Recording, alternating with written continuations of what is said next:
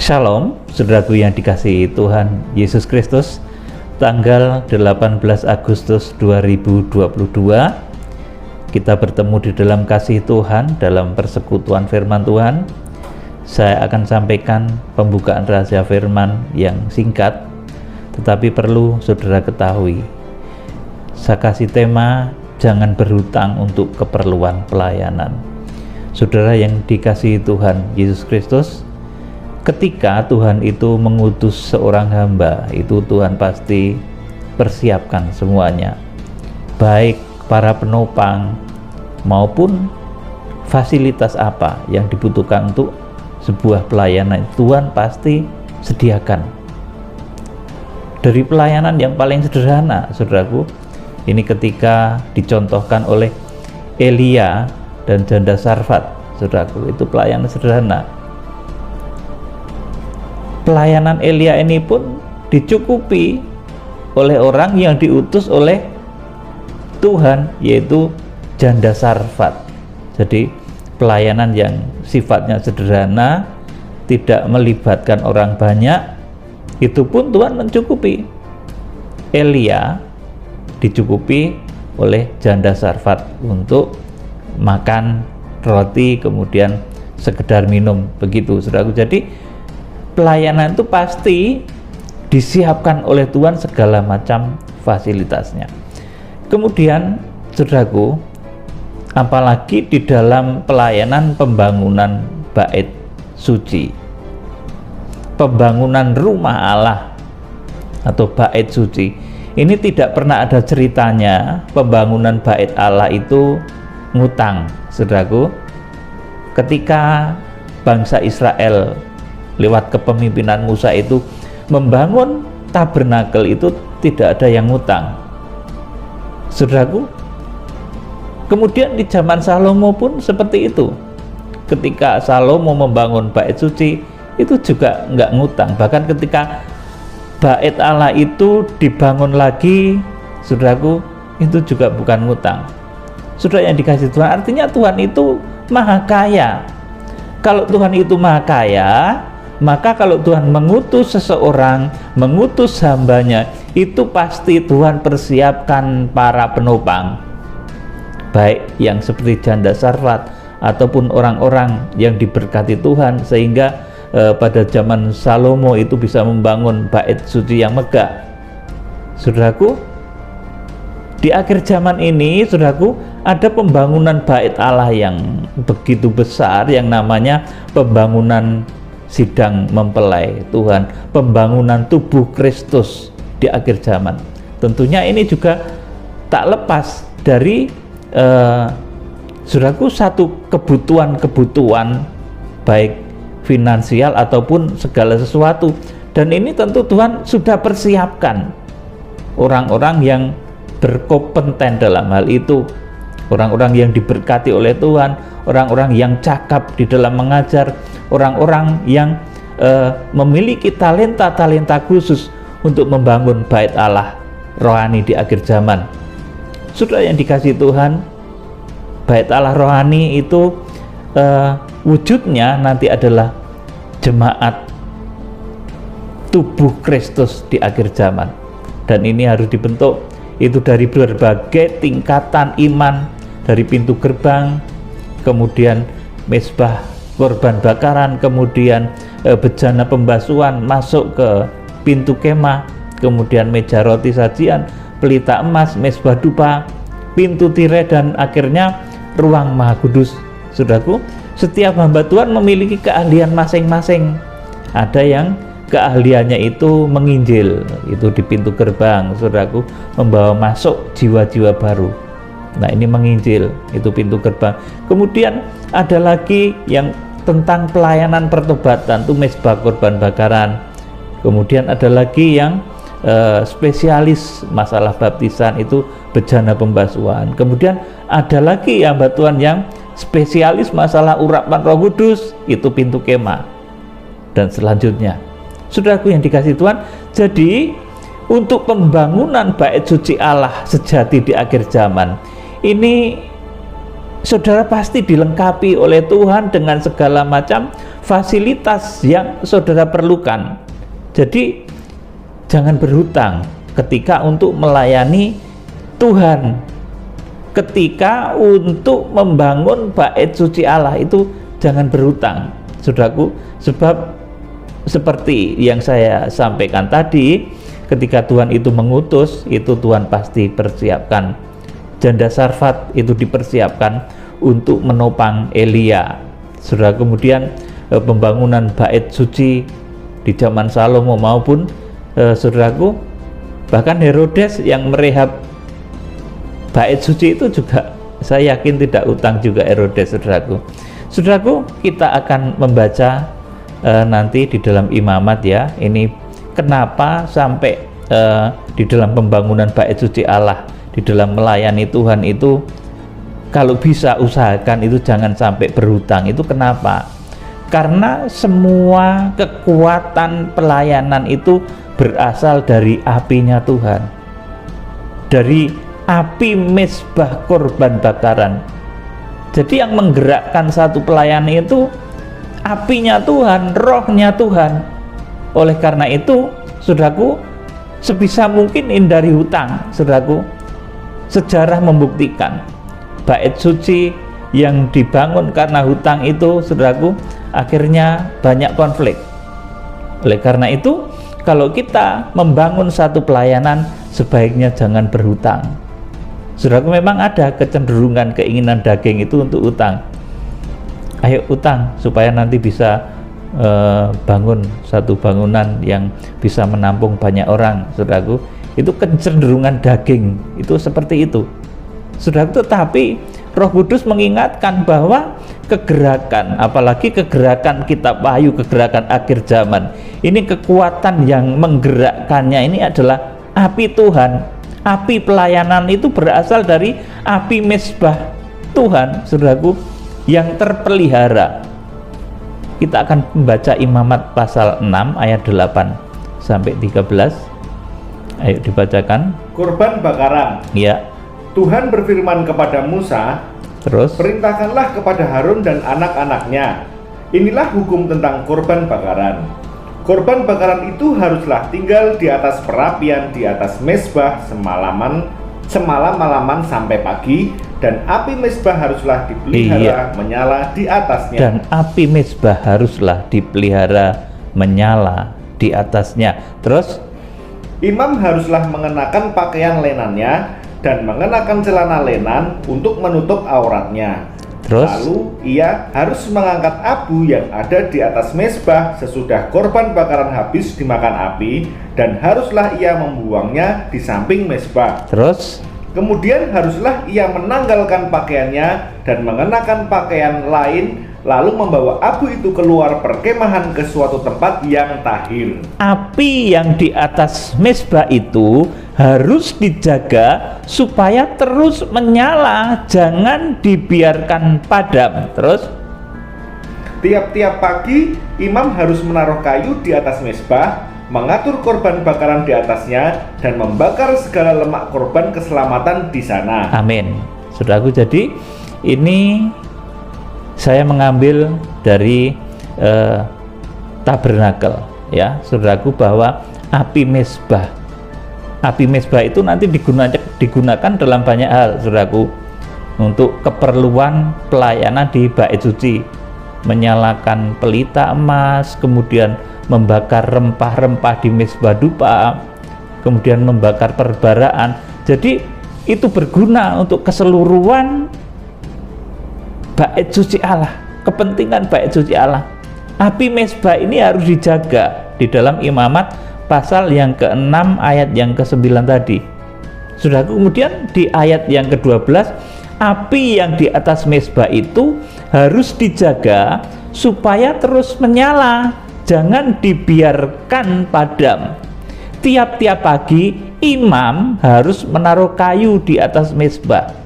Ini tugasnya imam, saudaraku, menaruh kayu di atas mezbah, mengatur korban bakaran di atasnya, dan membakar segala lemak korban keselamatan di sana.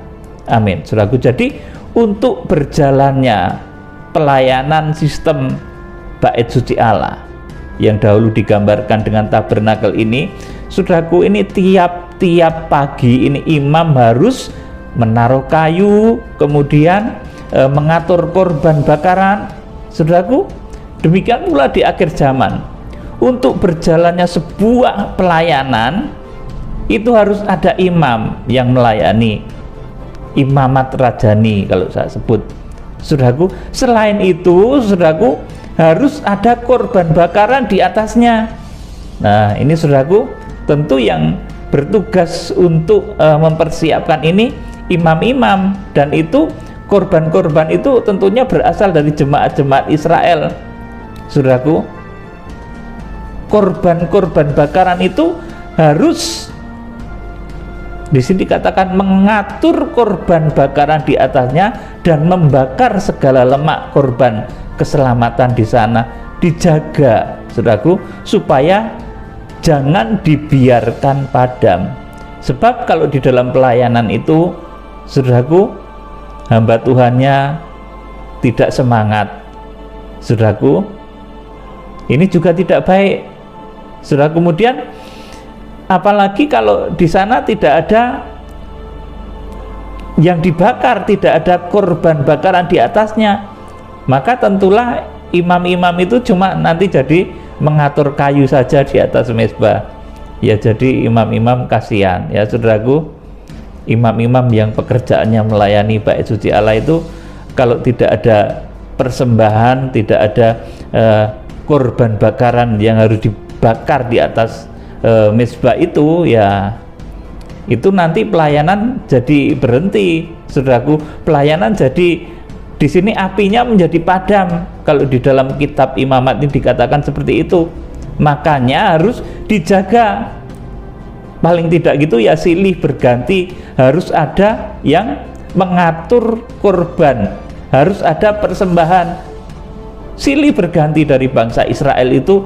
Tiap hari pasti ada yang memberikan persembahan, saudaraku, sehingga saudaraku, api mezbah itu tetap bisa berjalan, pelayanan itu tetap bisa berjalan, saudara yang dikasih Tuhan, sehingga pelayanan itu tidak, saudaraku, perlu berhutang. Jadi kalau satu pelayanan, saudaraku, apalagi satu pelayanan kegerakan, saudaraku, itu jangan sampai berhutang, saudaraku.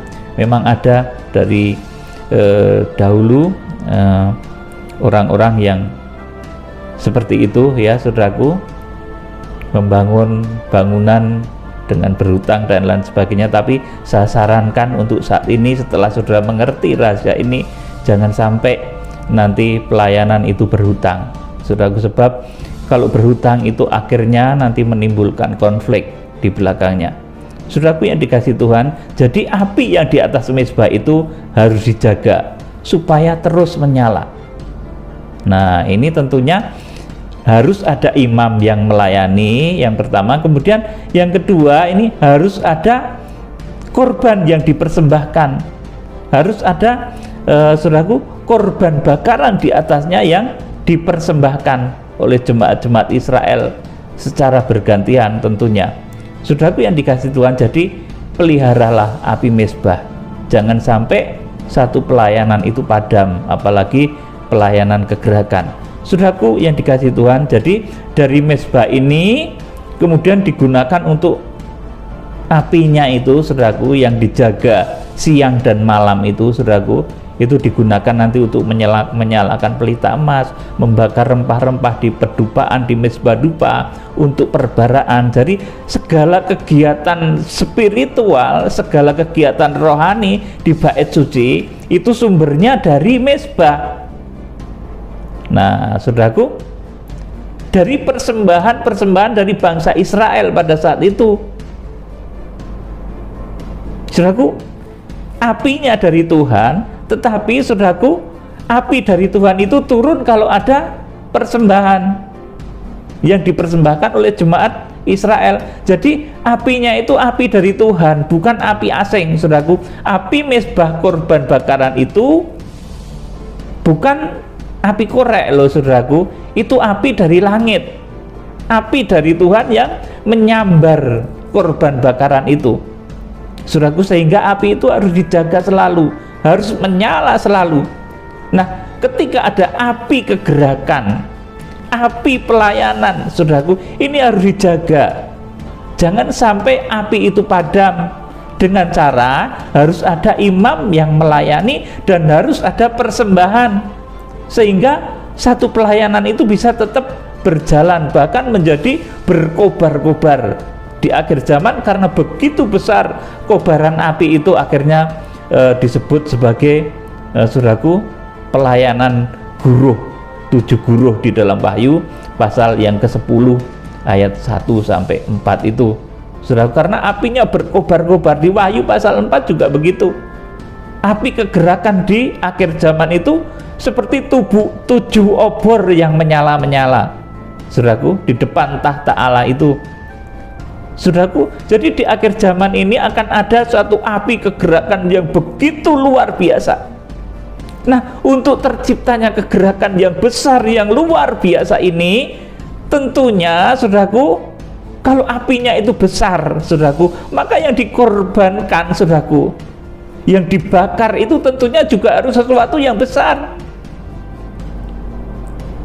Saudara, ini harus dipahami. Kalau satu kegerakan besar, itu apinya besar sekali, mampu menggerakkan ribuan orang, jutaan orang, itu tentu korban yang dipersembahkannya juga besar.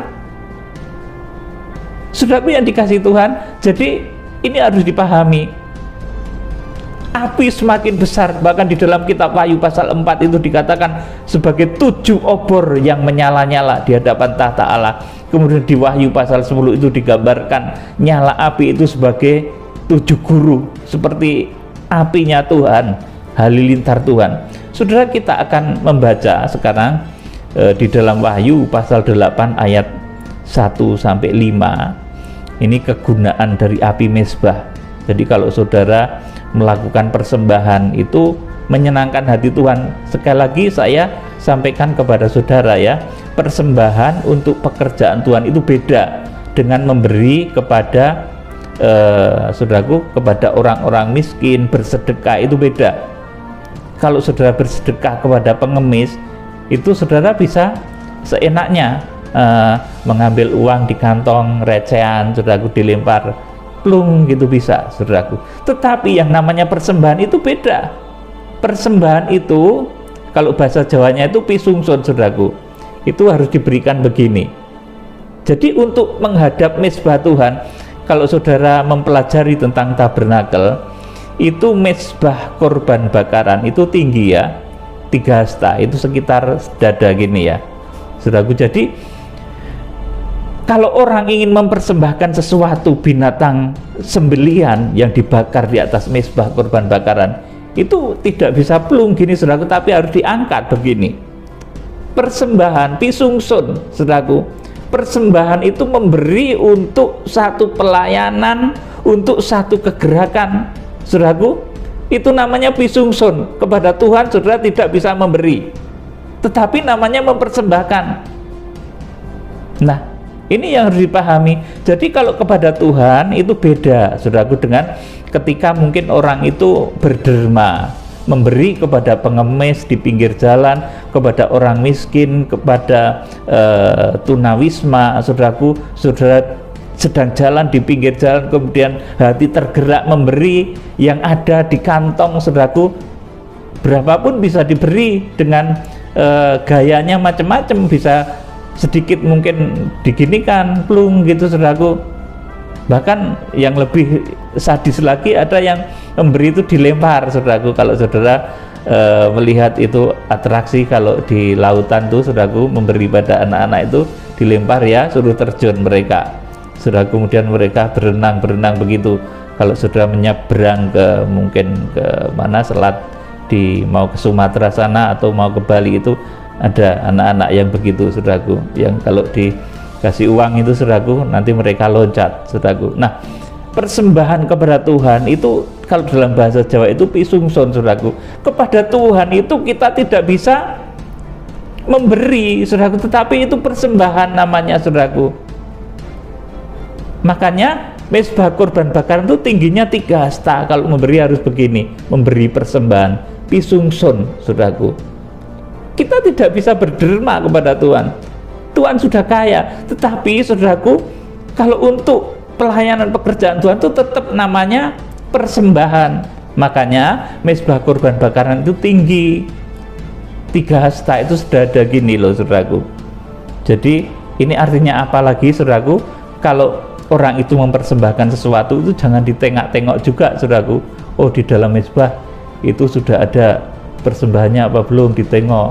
Kalau sudah ada persembahannya, aku nggak persembahan gitu, saudaraku. Itulah sebabnya mezbah korban bakaran itu dibikin tinggi, supaya orang nggak nengok-nengok. Kalau sudah persembahan ya betul-betul rela karena Tuhan, karena persembahan kepada Tuhan, saudaraku. Nah, ini saya sekali lagi membicarakan topik yang tidak populer tentang persembahan itu, tetapi ini akan mengena bagi orang-orang yang mengerti, yang senang belajar dengan rahasia bait suci Allah, rahasia kebenaran, rahasia yang dalam tentang firman Tuhan. Kita akan membaca di dalam Wahyu pasal 8 ayat 1 sampai 5. Jadi saudaraku, nyala api mezbah korban bakaran itu akan mampu mengadakan sesuatu yang dahsyat juga. Wahyu pasal 8 ayat 1 sampai 5. Dan ketika anak domba itu membuka meterai yang ketujuh, maka sunyi senyaplah di surga kira-kira setengah jam lamanya. Terus, lalu aku melihat ketujuh malaikat yang berdiri di hadapan Allah, dan kepada mereka diberikan 7 sangkakala. Terus, maka datanglah seorang malaikat lain, dan ia pergi berdiri dekat mezbah dengan sebuah pedupaan emas, dan kepadanya diberikan banyak kemenyan untuk dipersembahkannya bersama-sama dengan doa semua orang kudus di atas mezbah emas di hadapan tahta itu. Ayat 4. Maka naiklah asap kemenyan bersama-sama dengan doa orang-orang kudus itu dari tangan malaikat itu ke hadapan Allah. Lalu malaikat itu mengambil pedupaan itu, mengisinya dengan api dari mezbah dan melemparkannya ke bumi. Terus, maka meledaklah bunyi guruh disertai halilintar dan gempa bumi. Amin. Saudaraku, jadi ini salah satu kekuatan dari persembahan yang benar, saudaraku. Itu mampu meledakkan bunyi guruh, halilintar dan gempa bumi. Saudaraku, ini dicatat di dalam kitab Wahyu pasal 8 ayat 1 sampai yang kelima. Ini kejadiannya di mana? Ini setelah selesai kegerakan kuda putih, bangsa Israel dimeteraikan, kemudian terjadi sunyi senyap di surga selama setengah jam lamanya. Itu menghormati betapa sucinya kesatuan yang terjadi antara gereja dari Zaitun liar, dari non Israel, dengan gereja asli bangsa Israel atau Zaitun asli itu bersatu utuh. Kemudian Roh Kudus menaungi secara permanen, saudaraku. Nah, pada saat itulah dinyatakan surga itu sunyi senyap setengah jam lamanya. Saudaraku yang dikasih Tuhan, di sini pula nanti mulainya saat kandungan gereja Tuhan. Ya, saudaraku, Wahyu pasal 8 ayat 1 ini. Nanti di Wahyu pasal 12 gereja Tuhan nanti akan melahirkan, maka tampaklah tanda besar di langit, seorang perempuan berselubungkan matahari, bulan dan bintang itu. Kemudian di ayat 5, maka ia melahirkan seorang anak laki-laki yang akan menggembalakan segala bangsa dengan gada besi. Saudaraku, jadi mulai kandungannya ini di Wahyu pasal 8 ayat 1.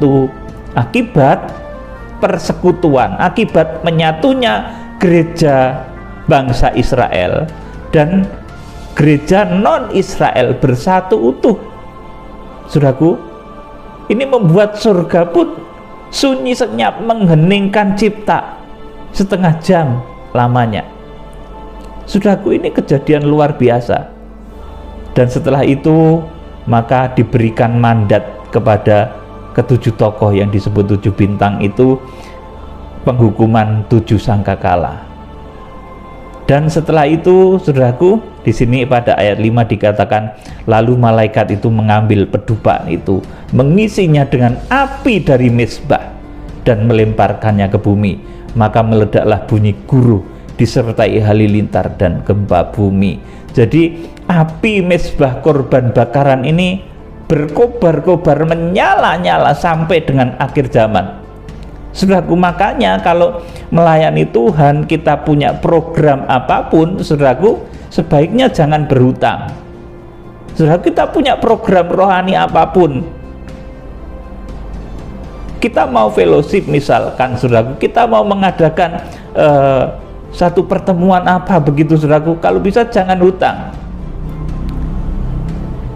Kita mau mengadakan event-event rohani seperti apa, event-event yang besar yang nanti melibatkan bangsa-bangsa, bahkan nanti menjangkau bangsa Israel, kalau bisa jangan hutang, karena Tuhan akan persiapkan orang-orang khusus. Kalau untuk pelayanan Elia, saudaraku, Tuhan menyiapkan janda Sarfat. Ini pelayanan yang tidak melibatkan orang banyak. Nah, di akhir zaman itu pelayanan yang melibatkan jutaan orang. Tuhan akan pakai orang-orang yang diberkati, para konglomerat, saudaraku, ini akan dipakai oleh Tuhan untuk kegerakan besar ini, untuk kegerakan menjangkau bangsa Israel ini, sehingga nanti bangsa Israel yang sebagian besar ini masih menolak Tuhan Yesus nanti akan dipertobatkan, terjadi pertobatan massal, pertobatan nasional di sana. Ini satu kegerakan besar yang memerlukan pembiayaan, tidak sekedar seperti janda Sarfat dulu, tetapi ini membutuhkan saudaraku, topangan orang-orang yang laksana Salomo.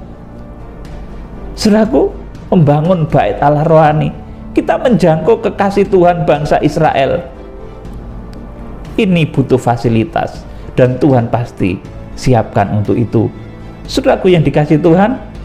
Jadi untuk pelayanan, saya berprinsip jangan berhutang.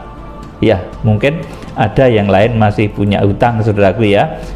Kalau bisa ya secepatnya diselesaikan, saudaraku. Tetapi kalau saya berprinsip untuk pelayanan itu jangan berhutang. Tuhan itu maha kaya, saudaraku. Untuk apapun, saudaraku, kalau Tuhan yang menghendaki jadi, ya jadilah. Kalau Tuhan mengutus saya melakukan segala sesuatu yang besar, saya kerjakan, pasti Tuhan lengkapi. Tapi saya nggak mau hutang, saudaraku. Masa Tuhan suruh saya, ayo Peter menginjil ke Israel, terus saya hutang? Wih, saya hutang, ngajukan hutang? Enggak, saya nggak mau begitu. Kalau Tuhan mengutus, Tuhan pasti cukupi. Itu prinsip, karena Tuhan maha kaya. Api pelayanan itu berasal dari mezbah Tuhan yang luar biasa. Api pelayan itu asalnya berasal dari Tuhan. Kalau Kidung Agung katakan itu api Tuhan, halilintar Tuhan.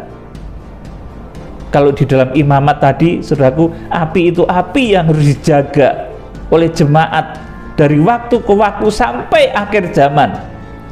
Kalau di dalam kitab Wahyu pasal 4, api itu disebut 7 obor yang menyala-nyala di hadapan tahta Allah. Di Wahyu pasal yang ke-10 itu disebut 7 guru, saudaraku. Jadi nanti melalui pelayanan ke-7 guru itu, saudaraku, api Tuhan itu akan berkobar luar biasa. Dan sekali lagi, kalau untuk mengobarkan kegerakan besar itu, yang dibakar tentunya banyak, saudaraku. Kalau untuk menjangkau bangsa Israel, itu tentunya, saudaraku, memerlukan satu pengorbanan yang besar. Nah, seperti tadi saya sampaikan, untuk pelayanan jangan berhutang. Nah, ini saya pegang, saudara, karena Tuhan maha kaya. Bahkan nanti saya menjadi keliru kalau saya menggunakan api asing, kekuatan asing, saudaraku, yang bukan dari yang disediakan Tuhan. Kita akan membaca ini peristiwa Nadab dan Abihu itu yang mencoba mengambil api asing. Imamat pasal 10 ayat 1 dan kedua.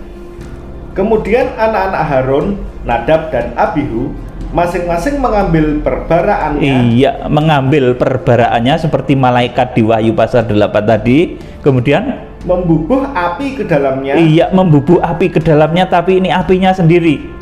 Nah, entah api itu dia bawa korek sendiri atau gimana, tapi dia membubuh api ke dalamnya, terus serta menaruh ukupan di atas api itu. Terus Dengan demikian, mereka mempersembahkan ke hadapan Tuhan api yang asing. api yang asing yang tidak diperintahkannya kepada mereka. Terus Maka keluarlah api dari hadapan Tuhan, lalu menghanguskan keduanya sehingga mati di hadapan Tuhan.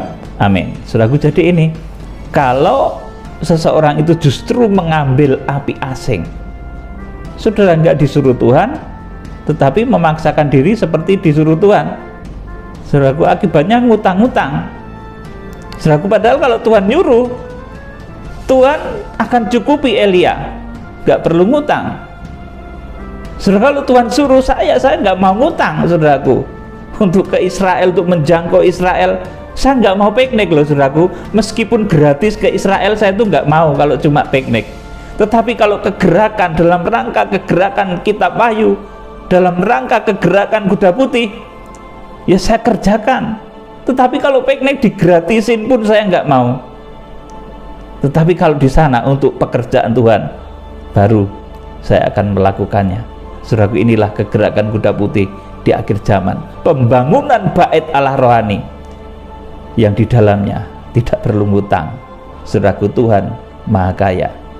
Kiranya Tuhan memberkati saudara dengan berkat-berkat yang terbaik, berkat-berkat yang terindah. Sudah diberkati, dipersiapkan oleh Tuhan untuk sebuah kegerakan yang besar. Salam penuaian, Tuhan Yesus Kristus Imam Besar Agung memberkati. Haleluya. Amin.